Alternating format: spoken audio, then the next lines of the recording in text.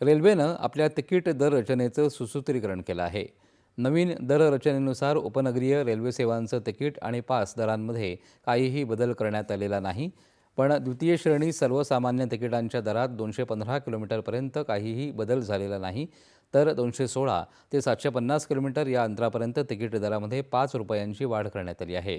751 ते 1250 किलोमीटरपर्यंत 15 रुपयांची, तर 1251 ते 1750 किलोमीटरपर्यंत 20 रुपये अशी वाढ करण्यात आली आहे. स्लीपर क्लास आणि फर्स्ट क्लास दोन्हीच्या भाड्यांमध्ये गाड्यांसाठी प्रति किलोमीटर 1 पैसा अशी दरवाढ करण्यात आली असून बिगर वातानुकूलित आणि वातानुकूलित मेल तसंच एक्सप्रेस गाड्यांच्या दरात प्रति किलोमीटर 2 पैसे इतकी वाढ करण्यात आली आहे.